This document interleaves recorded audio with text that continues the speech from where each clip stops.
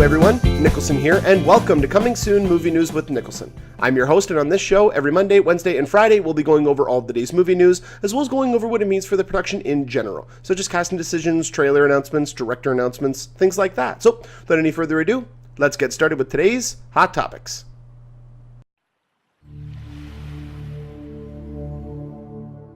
Before I get started, I just wanted to wish everybody out there a happy Easter. I hope everybody's enjoying their family and friends and time with their loved ones, and as well as their lovely holiday away from work. So I hope everybody's enjoying that. Today's episode is going to be a little bit different. I do have some topics that I have to talk about in a little bit, as well as a user question to answer. But first, I've been getting a lot of comments and even seeing a lot of questions and comments about certain movies and their marketing campaigns online. And I felt like I needed to address this, because there's been a lot of complaints about how, there's next to no marketing for Ant-Man. We haven't seen hardly anything from Jurassic World. We've seen a few little trailers, but they've maintained a lot of the similar footage. And other movies, like especially Fantastic Four, and I've even been one of the culprits for Fantastic Four, just talking about how we haven't gotten enough, information and material from it and all this kind of stuff. But we have to look at it from a business standpoint. We have to look at it from an outside point of view. Because I understand as fans, we want to get as much footage as we can as soon as we can. One of the main reasons I wanted to bring this up as well is we just got the confirmation that the Batman v Superman teaser is going to be debuting in front of Mad Max Fury Road on May 15th. So, let's start off with Ant-Man, okay? So, Ant-Man. Marvel has only released they've released a couple of pictures, but they've only released one teaser trailer for the movie, and that was released like 3 or 4 months ago.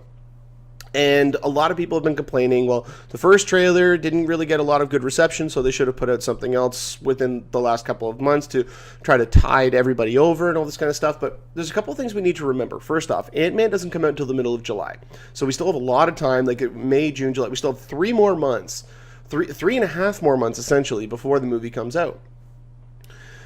Marvel Studios, the company that is doing Ant-Man, also has a fairly large project coming out in a couple of weeks, which is called Avengers Age of Ultron.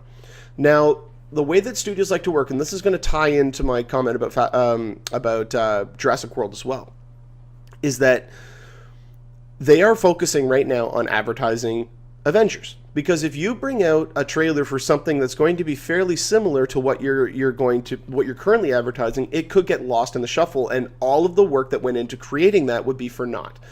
And so what Marvel is doing, and I think they're doing it brilliantly, while I do feel that they could have had a few pictures here and there, or maybe an interview or two, which they've had over the little bits, but they could have had maybe 1 or 2 little more things in there in exchange for a trailer, instead of having a trailer from then until now. But even going back to the first trailer, a lot of people have talked about how, it didn't look very good. Like, I know a couple of people who are just not excited for the movie. They thought the trailer wasn't good at all.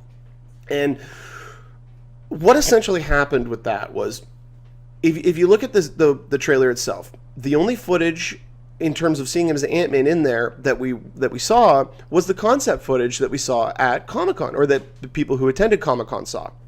And so, looking at what we got, Marvel needed some help with advertising Agent Carter. They were getting early word and early numbers that people were not as excited about this series as they originally had thought.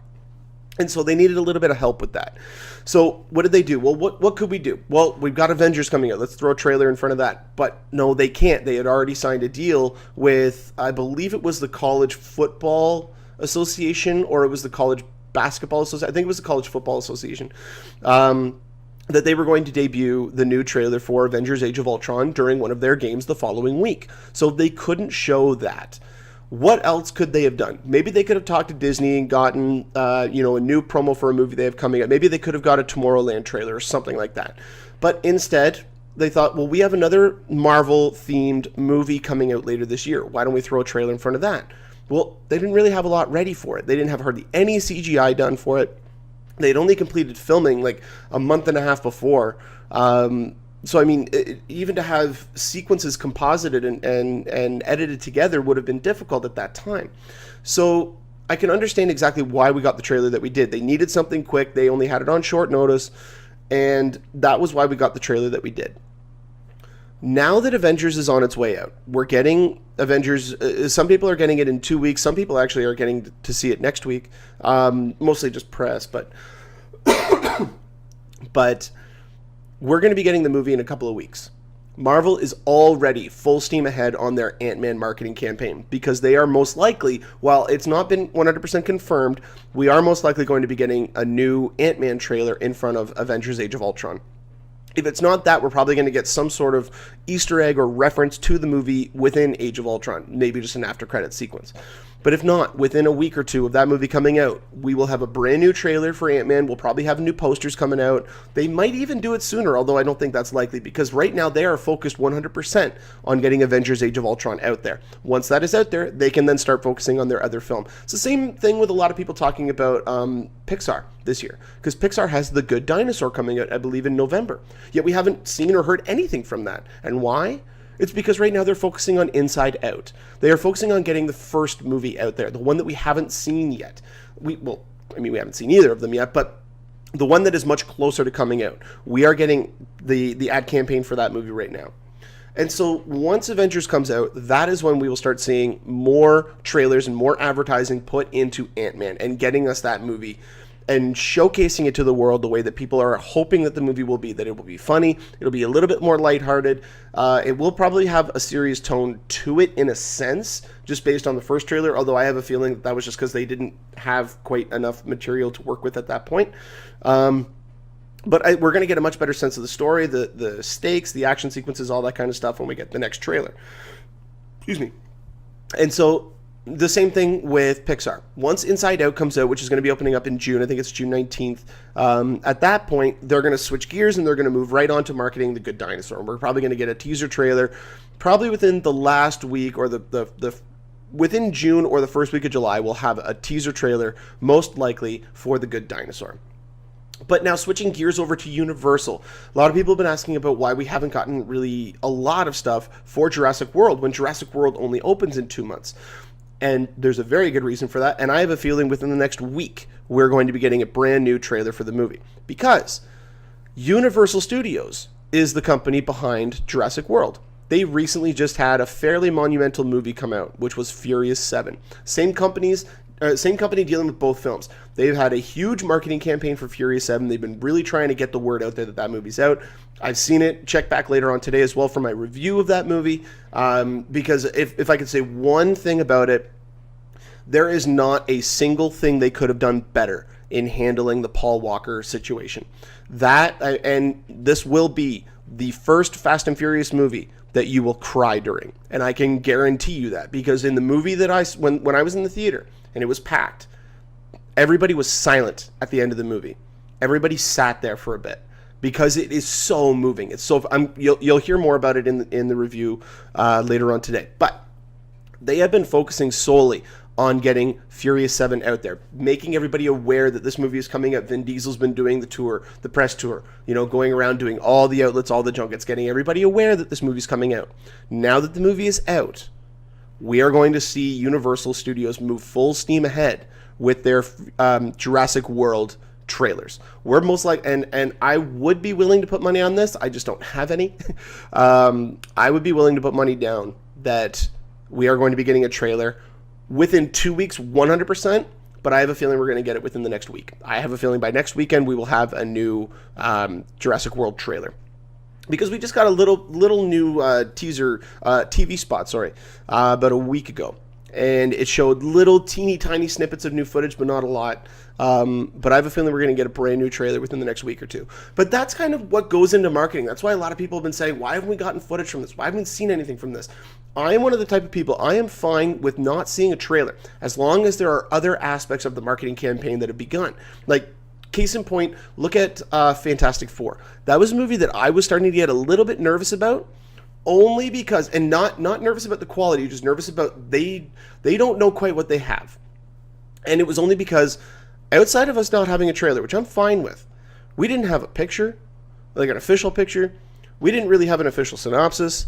We hadn't really heard anything from the writers, from the director, from anybody. There have been all the rumors that have been going around, and they didn't do anything to try to get out in front of that. And that was what worried me. Now, if back in September, October, or even before that, if we had got a couple of pictures from the movie and then had, maybe a poster come out in December and then got the trailer when we did, that would have been fine. Because we at least know that the studio has confidence in this movie, and they were trying to show their confidence by doing and making adjustments to the sequel, to the second movie, saying, well, we're pushing it up, we're bringing it closer. We're very confident in this movie. We're talking about the sequel. We've already booked the date for it. Now we're moving it up because we have a lot of confidence in it. But and this is going to stop everybody. I put a comment on Facebook about a week ago, maybe not even a week ago, about the status of Fantastic Four and why everybody needs to calm down about it. First off, we haven't seen the movie yet, so the opinions out there don't matter. If you say that it doesn't look good based on what you've seen, then that's fine. But as long as you say this, if you say this movie's going to be garbage, then you have no idea what you're talking about, because we haven't seen the movie. Every movie out there does still stand a chance. That's why I'm still interested in Pixels. But looking at what we've seen, this is a very big tonal shift from what we've had from the first movie. Secondly, we have Josh Trank directing the movie, who did Chronicle, but on top of that, a lot of people have been saying, yeah, but he got high and he destroyed all these sets and stuff like that when he was working on Fantastic Four. Really? Then why would he still be connected to a Star Wars movie? And people would say, well, we still don't know if he still is. Yes, he is. First off, he has been confirmed to show up at Star Wars Celebration to promote his Star Wars standalone film, to be there. Lucasfilm and Disney would not allow that to continue if he had that kind of reputation. If there was a risk that his reputation could seed into the movie and that he would not be as focused as they want him to be, he would not be there. Second off, Fox would not have him in front of the marketing campaign, because when they released the trailer, he did like an hour-long interview with Steve Weintraub at Collider with Simon Kinberg, who was the writer of the movie. That's another positive. The guy who wrote Days of Future Past also is writing this movie. On top of that, you have Miles Teller, who just came off of what could arguably have been said could have been an award-nominated role in Whiplash for an Oscar. You have Michael B. Jordan, who a lot of people would say was robbed of an Oscar nomination for Fruitvale Station. He's also going to be playing the descendant of Apollo Creed in the upcoming Creed spin-off movie from Rocky. You have Kate Mara, who is just knocking it out of the park on House of Cards. You have Jamie Bell, who has been a staple in Hollywood for several years. I mean, you just look at you look at movies like, obviously, Billy Elliot. He was in King Kong. I know that some of these movies haven't been the greatest, but he's always been good in them. Especially the most recent one, Turn, where during the Revolutionary War. That is a phenomenal series, and he is so good in the show. You have Toby Kebbell, who just knocked it out of the park in Dawn of the Planet of the Apes. And most other movies that he's been in, even though they've been not the greatest, he's been really good in them. So all of this hate coming around is just because of the fact that, well, Johnny and Sue are not blood siblings. So what? They're still siblings. If the characteristics of the characters were that they were twins and that they had some sort of connection due to the fact that they were twins, then at that point there might be a bit of an issue. But outside of the fact that they share the same father, there's nothing that changes the characters at all. You get the best people for the roles, and that's what they did. They got Michael B. Jordan to play Johnny Storm. Michael B. Jordan is an award-level actor. So again, I don't understand the hate for this. The movie doesn't come out till August, but we're going to be most likely getting a new trailer within the next month or two. I could see them having a trailer debut sometime in May, or maybe even June. I'm trying to remember when Guardians had their second trailer come out, because it would be probably falling in line with that, because they released their first trailer around the same time that we got our first look at Guardians. So there's still a lot of time, but that's kind of what goes into marketing. And so that's why when people say, well, we haven't gotten this, and all that kind of stuff, you need to remember that there is a fluid system with this, that there is an organization and a specific order that all these things need to happen in, and focus needs to be placed where it needs to be, for lack of a better word, focused. I mean, you need to understand what you're doing, because if you release a trailer too early, it's just going to fall by the wayside. It's going to be wasted money, essentially. So that's even why I think that Batman v Superman teaser, as long as it's a teaser, then I'm glad we're getting it with Mad Max. If it was going to be anything more than a teaser, then I hope we don't get it, because you have to look at studios usually will do a 3-month period. They will release a trailer. They will then wait about 2 to 3 months. They will release another trailer comprised of fairly new footage. Then they will wait about 2 to 3 more months, and they will release a final trailer. And then we will get the movie usually about a month or two after that. So that usually leaves about a 6 to 8 month window. With them releasing a teaser trailer during Mad Max, unless they stretch out the window between trailers, we're going to be getting too much footage from this movie, I fear, because I have a feeling that it's going to be another Amazing Spider-Man 2 scenario where not talking about the quality of the overall film, talking about what we are shown in the trailers. Because, again, I brought it up before and I'll bring it up again. The fact that in the Amazing Spider-Man 2 trailers, in almost every single one, we saw the very last shot in the movie before the credits rolled. And we saw the majority of that sequence in the trailer. So, I mean, that's one thing. I hope they just don't spoil all of those sequences in the movie. I hope they're able to stagger their marketing campaign out a little bit more, but only time will tell. But I hope this kind of gives a little bit more of an outline to people who are kind of curious as to why we haven't gotten certain trailers for certain movies and all that kind of stuff. So if you have any more questions or anything about this, I would love for you guys to put a comment in the comment section just to see, like, you know, why haven't we gotten this? How does this work? Do all that kind of stuff. So put a comment in the comment section and check back hopefully within about a week or two, because we're going to be discussing the new trailer for Jurassic World, which is one of my most anticipated movies of the summer. So I hope that kind of gives you guys a good little breakdown about that. And yeah, about any of the movies that I've talked about. If we do get any more information about them, I will definitely update you guys on here.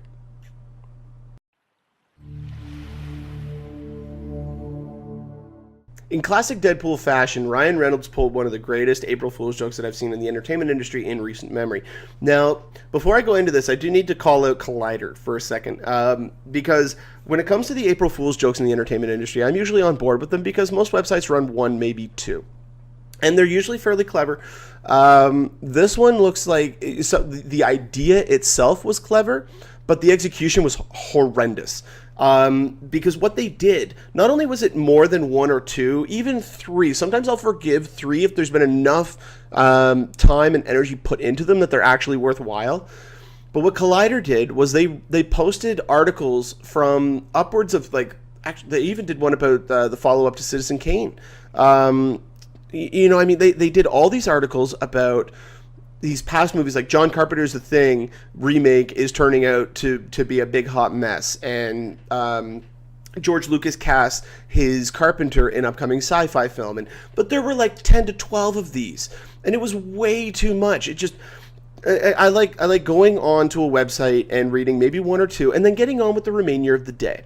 Getting on with other news stories, even if there's not a lot of big news stories coming out, bring out some theories, you know, bring out some, well, based on all this information we've got, they could possibly be doing this. That's why I love Screen Rant, because Screen Rant, on days where there's not as much news coming out, they'll do these little top 5 things, you know, top 5 ways that this movie could be improved, you know, or top 10 ways this movie could be improved. JoeBlow.com does the exact same thing as well. They have a lot of really great top 10 lists.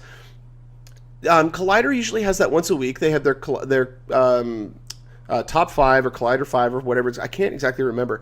But this to me was just going way too far. It was almost lazy. It was like, well, we don't have any news today. We don't, you know, so let's just do this, and this.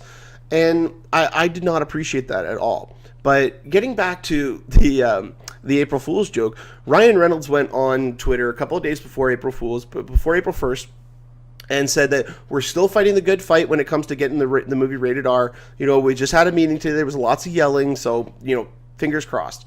And then the morning of April Fool's, nobody even questioned it, really, because he had been building it up for days. But, you know, he came out and he said, he's like, so, you know, hashtag Deadpool, so we make the blood green. And then he made a little funny comment to the taint punching people who greenlight these films. You know, and then he said, you know, there's still going to be plenty of the fourth wall breaking, and there's still going to be at least 3 chimichangas, and, you know, all this kind of stuff. So it looked like it was real. And then later on in the day came out the video where you see behind me, the video he did with Mario Lopez, where he basically just smashed his head in and then decapitated him off camera and said, you know, don't worry, Jesse, Slater can't hurt you anymore.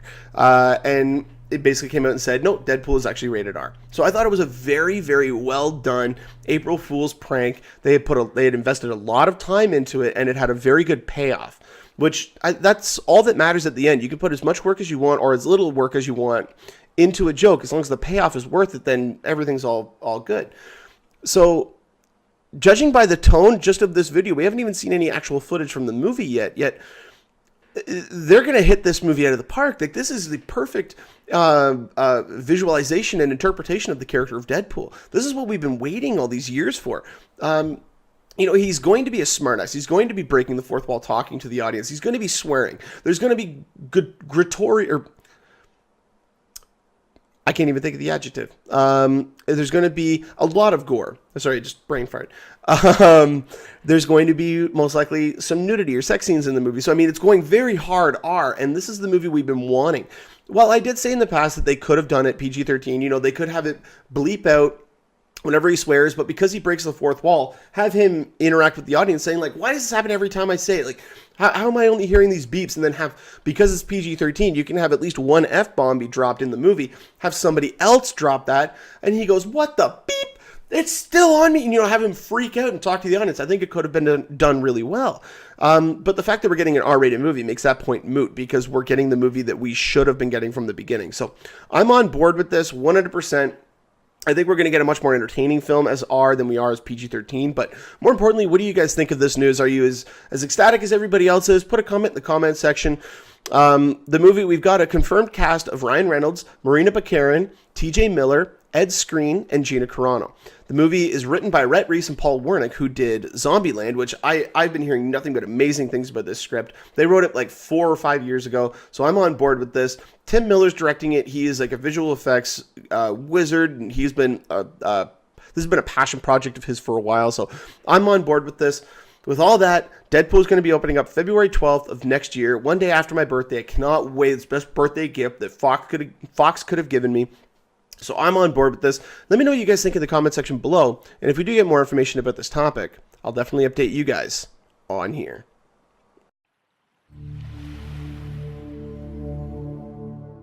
We have a brand new trailer for the upcoming remake of Poltergeist. And while this trailer really just does play up some of the things we already saw in the first trailer, it just reaffirms a couple of things for me at least. And these things are, it looks like it's going to be more of a psychological horror film, which means we're not going to be getting a lot of blood and guts and gore, which I don't think is really necessary in horror. I think that's more for shock value than anything else, but this is something that can stay with you. Playing on people's fears instead of playing on, things that just jump out at you and actually just scare you momentarily, actually playing on somebody's fears and building that up within them. That means that when they leave the theater, they're still going to be thinking of that kind of stuff. And that's what you want. To have an effective horror film, you want stuff like that. So it looks to be keeping the spirit of the original alive, which I'm very happy with. While Steven Spielberg's not involved with this movie, I hope that Sam Raimi has the same type of influence on this movie that Spielberg had on the original. I'm not saying that I want Sam Raimi to direct this movie and just have it credited under somebody else's name. But, I want his fingerprints on the movie, because Sam Raimi knows horror. I mean, just look at the Evil Dead franchise, especially the first one. The second and third one became more comedy horrors after that. But just looking at what they're able to do with this, I mean, even updating certain things like the damn clown. I mean, that clown is terrifying. But even more so than that, I mean, it's just seeing little things like I can't wait to see what they do with the tree. With that sequence, if they even continue that sequence, because there's been little hints to that in the trailer. You see 2 shots in this trailer. You see one at the beginning with just a silhouette of the tree, and then I think it's about halfway through the trailer, you see somebody, it looks like they're being sucked up into the tree. So there's a couple of different references to the original, and even at the beginning, they're here, and then it actually cuts it off. I actually like that. It separates it from the original. To me, it's telling the audience this is going to be the same but different. There's going to be things you remember, and there's going to be a lot of new things. But the one thing I think that's going to make or break this movie is the cast. You have Sam Rockwell and Jared Harris and Rosemary DeWitt. I mean, that trifecta right there is enough for me to go and see it, because Jared Harris is a phenomenal actor. Sam Rockwell is one of the most underrated actors out there, and Rosemary DeWitt, I mean, you love her on Mad Men. You love her on everything that she's on. She just has this grace and elegance to her, where you believe that this is somebody of this level of almost like innocence, but she's tough. She can protect herself. She can protect her family.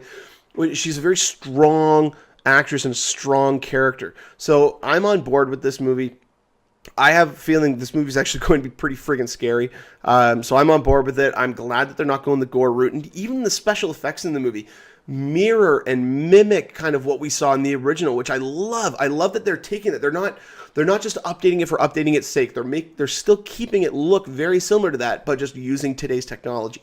And I think that's a really great, poignant part of the movie. And I'm very happy for the filmmakers to try to do that, to try to not reenact the original, but really stay true to it and understand what worked and what could have been improved. Just because of the time that the effects were done.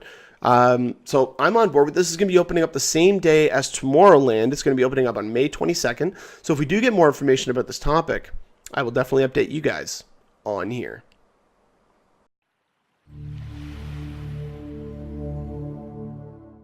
And now we're on to the user questions section of the show. So this user question today comes to us from Jason Mercier, who writes, okay, can you tell me what's going on with John Leguizamo? I know I've asked before, but it's been a while. Also, with Joseph Gordon-Levitt, I know a lot of people wanted to see a spin-off after the last Dark Knight. Is that a go? What else is the guy up to? So let's get started with John Leguizamo.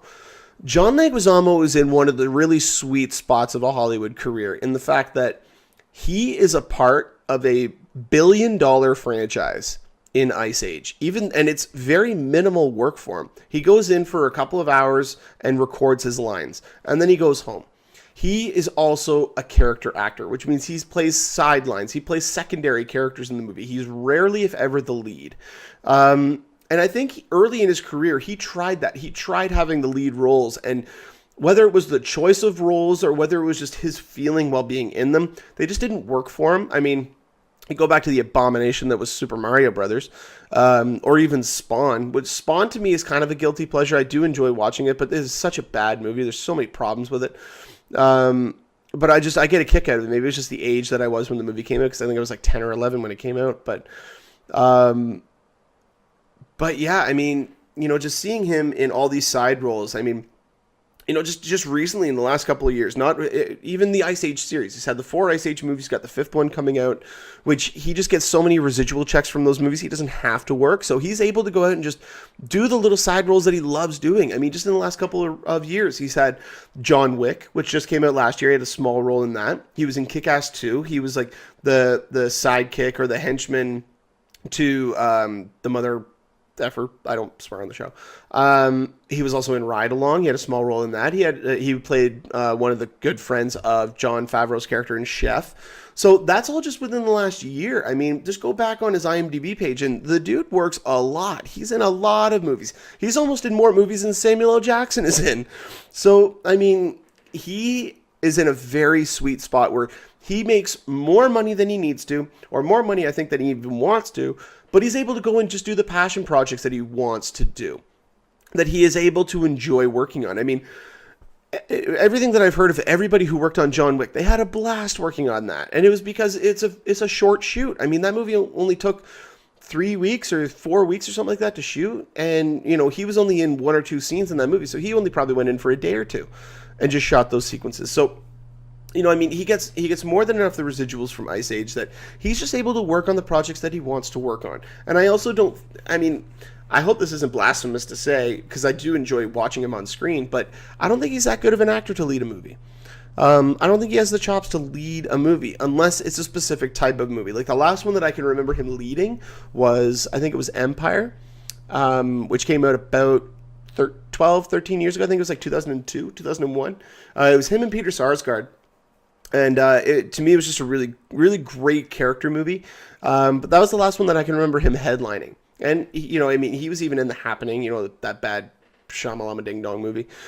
But yeah, that's kind of where John Leguizamo is at right now. I don't foresee him being a lead in a movie anytime soon, but he's going to keep popping up. You'll still see him in there. You just got to look for him. But now moving on to Joseph Gordon-Levitt. To tackle the first part of that question, I don't know a lot of people who wanted to see a spinoff of his character. I know I wasn't one of them. I liked the way that it ended because it showed that was Christopher Nolan just saying, this is more than a person. This is a legacy. This is a statement. That it's a symbol. That suit is a symbol. So the man inside it has no bearing whatsoever on the impact to the city, except for the guy who started it. So, I mean, that was what he was trying to convey. And he always said that throughout the trilogy. Even in the first one, he said he needs to be more than a man. He needs to become a symbol of fear. He needs to be something that his enemies will fear as much as he does. And so that was all that was just carrying on the fact that it exceeds one person. It goes beyond one person. So that's what he was interpreting with that. The Robin line, Christopher Nolan even came out in interviews and said that Robin will never be featured in his movies. That was just a little comment for the fans. That was all that was. Oh yeah, why don't you go by your birth name, Robin? You know, because even in the comics, it was Dick Grayson. It wasn't Robin. He was just known as Robin because he seemed to fly through the air. He was, you know, when he was doing his acrobats and all that kind of stuff. And then his suit was all that. You all know that. But that was why that didn't go down. Also, Christopher Nolan, his universe was completely separate. There was no fantastical. There was nothing like that. And DC and Warner Brothers, while they wanted to work with Christopher Nolan on those movies and they loved what he did, they wanted to step out of that. They wanted to start introducing more characters. And Christopher Nolan would not have had that. It would not have worked in his world, which meant he would not have signed off on his involvement in the movie as a producer or anything of that sort. And that would have ticked off their relationship between Warner Brothers and Nolan. Warner Brothers was not willing to jeopardize that, so they just left well enough alone and rebooted the franchise. So on top of that, though, what has he been up to lately? What is he doing? He's got a lot on his plate right now. He just finished shooting The Walk, which was a movie about, I can't remember the guy's name, but it was the French guy who did a tightrope walk across the World Trade Center back in the 70s. And that is directed by Robert Zemeckis. So, I mean, the guy who brought us Castaway, you know, who brought us Back to the Future. It's this guy doing it. And this movie, it looks, while the teaser trailer doesn't show you much of the movie, it shows you kind of what they're going for. I just hope we don't get a whole bunch of 3D flying text at the screen because I hated that. But it looks like it's going to be a visual treat. I'm really intrigued by it, and I'm fascinated by this guy's story, so I want to hear more about it. But he's got that. He also is working on Sandman for DC and Warner Brothers. Actually, it might even be a New Line project as of right now, but he's working on developing that comic book, and he's been working for a while on developing that. I know he's producing it. I don't know if he is still in line to direct it. I'm not 100% sure. I actually don't think that he is in line to direct it anymore. I know that was the original intention, but he is still working full steam ahead on that. And just recently, the news came out that he is working on adapting a Fraggle Rock movie for some reason. I never grew up on Fraggle Rock. I never saw that as a kid. Actually, the first time that I saw it, it was either in grade 10 or 11 drama class, and my teacher showed me, or showed us, I should say, a couple of episodes of Fraggle Rock, and I passed that point. To me, it didn't work, and also I was a teenager, so I was like, "This is so stupid." So I was pig-headed and all that kind of stuff. Still am, but no, it's a very odd turn of events for him to be a part of a Fraggle Rock movie. I really don't know unless it's a passion project for him. I really don't know what his intention is with that. I do know that he is producing it, which means that he must have some sort of fan love for that franchise, and he wants to revive it, very similar to what Jason Segel did with the Muppets movies. So only time will tell, but yeah, he's got a lot on his plate right now. And on top of that, while he's doing all these other movies, he's got his TV show Hit Record Joe, I think is what it's called. So I mean, he's almost as busy as James Franco is. So the dude's a machine. You're going to be seeing him pop up in a lot of stuff. Just right now, he's working on a lot of stuff that won't be seen in theaters. So at least not for a while. So that's how it stands right there. Jason, I hope that answers your question, gets you a little bit more up to date on that. So yeah, that'll do it for the user question. So make sure you guys check back later on today as well for my Furious 7 review. It's going to be a short one, probably like 10 minutes or so. But yeah, check it out. And if we do get more information about either John Leguizamo or Joseph Gordon-Levitt in the near future, then I will definitely update you guys on here.